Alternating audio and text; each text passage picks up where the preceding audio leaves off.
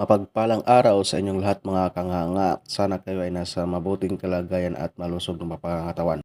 So ngayon mga kanganga, snack break po ngayon. So magbibigay po ako ng tips kung paano po ayusin yung ating LED bulb na ayaw ng umilaw. Nang sa ganun po mga kanganga ay makakatipid po tayo sa ating mga ilaw na ayaw na umilaw or napundi na mga kanganga. Huwag niyo po pang itapon kanganga kasi po pwede po yan gawa ng paraan. Lalo na po yung walang pambili po kasi po nagmamahal na po yung mga ating mga bilihin. So sa sobrang taas ng bilihin at malilit lang sahod natin, so itong tips na to ay makakatipid po tayo kahit konti-konti lang mga kanganga. At sa punto naman dyan kanganga ay akin na pong sinubukang ititrace kung saan po bang LED ang sira at pundi na. At dyan nyo po malalaman kung alin pong LED ang pundi na kasi nga pag nahanap nyo po yung LED na pundi na, iila po lahat ng LED na yan. Tiknot lang mga kanganga, live po yan kanganga, kaya mag-ingat-ingat po kayo mga kanganga. Tapos yung wire na gagamitin nyo dapat po may bala. At sa punto naman dyan mga kanganga, nahanap na po natin yung sirang LED na yan at tapos atin po yung kiskisin tapos ating hihinangin. At kung nakikita nyo po yung dalawang circle na yan, yan po ang LED na busted na po at ayaw nang umilaw. Tapos tinanggal na po natin yan at atin na po yung hihinangin o susoldahin.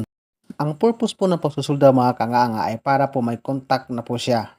Kasi nga wala na po yung contact matapos mabasted yung dalawang LED. So wala na po siyang contact sa ibang lead mga kanganga kasi nga series connection kanganga. At dyan mga kanganga, atin na po yung susoldahin kanganga at pinapainit ko muna yung ating soldering iron para po swabe ang kanyang paghinang at pagsusolda.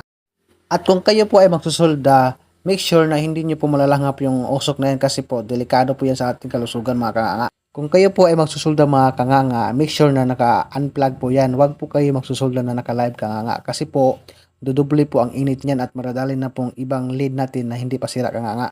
At dyan mga kanganga, tapos na po tayo mga kanganga. Hindi na po natin pinikita yung isa pa nating lead na sinulda ko kasi po hindi na po natin nabidyohan kanga kanina kanganga. At dyan mga kanganga, hihintayin na po natin siyang lumamig kanganga kasi nga sobrang init yan kanganga. At sa punto dyan kanganga, atin na po yung susubukan kanganga kung ilaw na ba kanganga. At sa punto naman dyan mga kanganga ay atin na pong susubukan ang ating nire-refer na LED bulb kanganga. At dyan kanganga ay naging successful po tayo sa ating pagre-repair sa ating LED bulb kasi nga umiilaw na po siya kanganga. Kung nakikita nyo kanganga, hindi na siya gaanong kaliwanag kanganga tulad ng dati kasi po dalawang lead na po ang wala dyan kanganga ay atin nang tinanggal. At kahit hindi man gaano kaliwanag kanganga ay pwede na rin yan kanganga pang CR, pang kwarto lang or sa ating mga perimeter light kanganga, pwede rin yan kanganga. At dito na mga kanganga, nandito na po tayo sa last part ng ating video. Ako po ay magpapaalam na. So salamat sa iyong panonood. Sana po follow and share po. Thank you.